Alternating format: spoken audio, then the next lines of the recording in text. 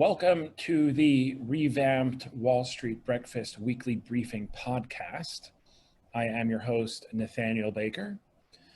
This week, we're once again doing the Editors Roundtable, featuring myself and three of my colleagues. Aaron Task, VP, Contributor of Content and co-host of Seeking Alpha's Alpha Trader podcast. Brad Olison, VP of News, and Stephen Alfer, Managing Editor of News and the other co-host of the Alpha Trader podcast. Okay, another bullish week for stocks. The FOMO we've been talking about has quickly turned to POMO, from fear of missing out to panic of missing out, it would appear. The rally today after the surprising non-farm payrolls report. I was going to say it's FOMO on steroids, but I like the way you put it, FOMO. I think that's a really great description. I mean, there's been, a lot of people have been either actively fighting this rally off the March lows or passively just sitting it out. And you're starting to see, I think, a week and a half ago when the S&P eclipsed the 200-day moving average, that was a trigger for a lot of people. And now there clearly is, certainly for a professional, you can't be underinvested or short this market. Now we're moving to a phase where, okay, the market was rallying on bad news and the anticipation of good news. Now we're getting some of this good news, right? You mentioned the jobs numbers. Yeah, I think the economists only missed by 8 or 10 million, as Stephen and I talk about on Alpha Trader in the next episode. But there's also there's good news elsewhere. The number of U.S. cases of COVID is down over 6% from the prior week, and testing is up. I want to say that the same economic forecasters for the non-farm payrolls were probably the same analysts doing the estimates for Zoom. Some of the analysts said it was the best quarter they've ever seen for a company. There were guidance for revenues that would double some of the analysts' expectations. So it blew way out of the water. Citron was out this morning. I think he was particularly talking about American Airlines, saying that balance sheet is still way underwater. He's predicting a round trip for that stock back to 10 or back to single digits. I'm not sure where it's trading at the moment, probably over 20. It was all airlines all week. It wasn't just American Airlines. It was United, Delta.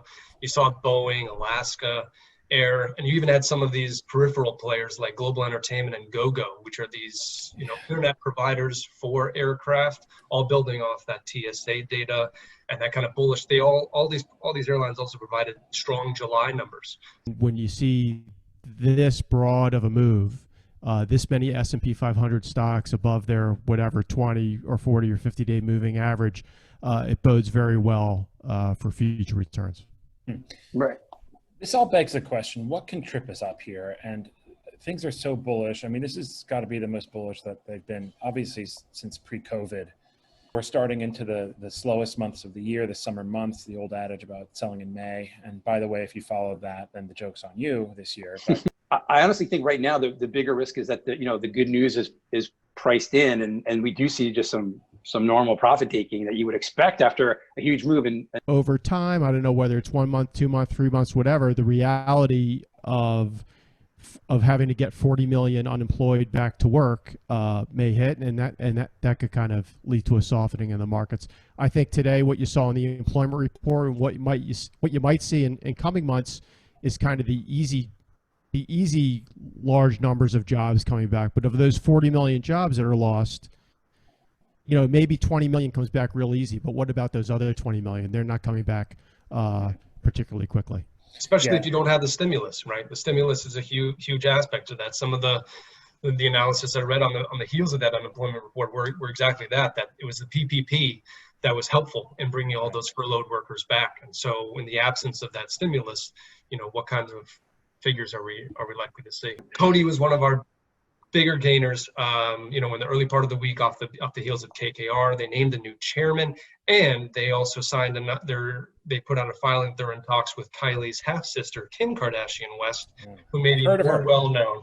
Yeah, and I think I remember, Nate, you were a little unfamiliar with some of the Jenner family. But yes. Kim Kardashian West, I think, is a bigger name for some of our listeners. And, so Coty got a nice little bump there. But it's been a rough couple weeks for that name. I thought that was mildly amusing, although probably not our most heavily read item. Yeah, Bradley Olison on the celebrity beat here. I'm sensing a regular.